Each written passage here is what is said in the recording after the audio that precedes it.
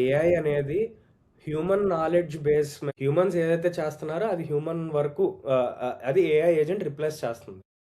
పై అంత ఏజెంట్స్ కోసం రాస్తున్నారు. ఇప్పుడు వచ్చే కంపెనీస్ అన్ని ఫర్ ఏఐ ఏజెంట్స్ అంటున్నారు, తెలుసా నీకు?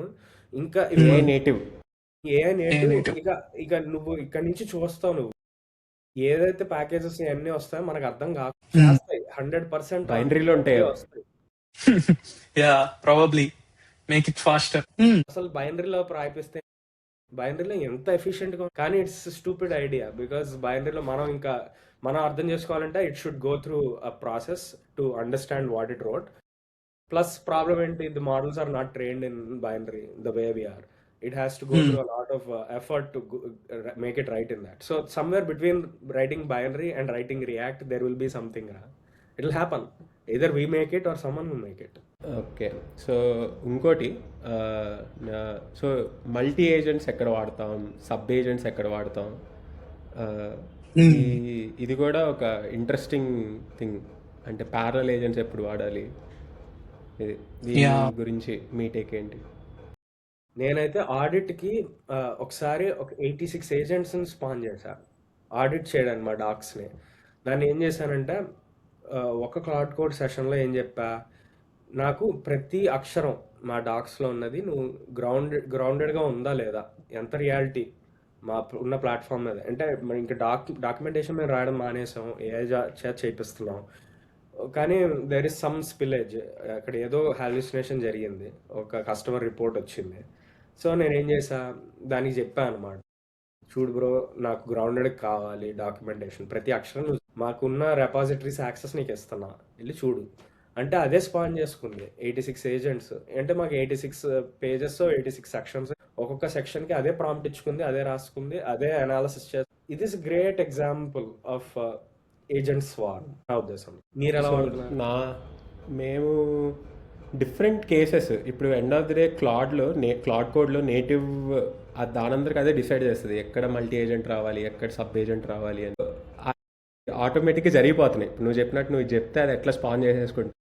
నాకు కూడా మెయిన్ కాంటెక్స్ట్ చాలాసార్లు చాలా కేసెస్లో ఇప్పుడు నేను టాస్క్ దానికి ప్లాన్ అయిపోయింది, నాకు ప్లాన్ ఓకే అనుకో, అది చెప్పేస్తుంది, అన్నయ్య ఇది చేస్తా, దీనికి ఒక ఏజెంట్ లాస్ట్లో చేస్తాము, తర్వాత కోడ్ రివ్యూ చేస్తామని చెప్పి ఇదంతా ఇదో సెటప్ వస్తుంది.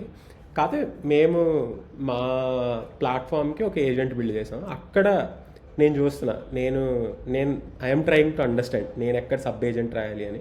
అప్పుడు నేను కొన్ని అనుకుంటున్నా ఏంటంటే, నేను సబ్ ఏజెంట్ ఎప్పుడు రాస్తాను, నాకు తెలుసు ఈ టాస్క్లో నుంచి ఏం అవుట్పుట్ కావాలి అని.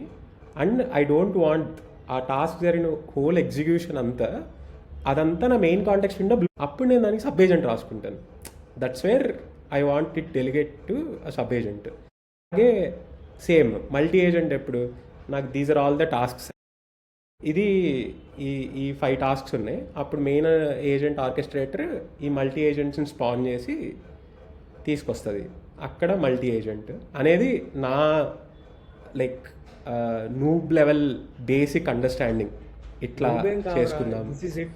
నేను మొన్న మా కంపెనీలో ఇంటర్నల్ గా ఆన్సాంబుల్ పిఆర్ రివ్యూ అని తయారు చేశాను. It uses the multi agent concept. అందులో ఏం చేస్తుంది, క్లౌడ్ కోడ్ ఒక ఆర్కెస్ట్రేటర్ వెళ్ళి కోడెక్స్, యాంటీగ్రావిటీ, కర్సర్, CLIs స్పాన్ చేస్తుంది. వాటన్నిటికీ ఒకటే పిఆర్ వస్తుంది. ఇది రివ్యూ చేస్తుంది. లింక్డ్ఇన్ లో పోస్ట్ చేసావు కదా, ఐ థింక్ దట్స్ ప్రోబ్ అనుకుంటా.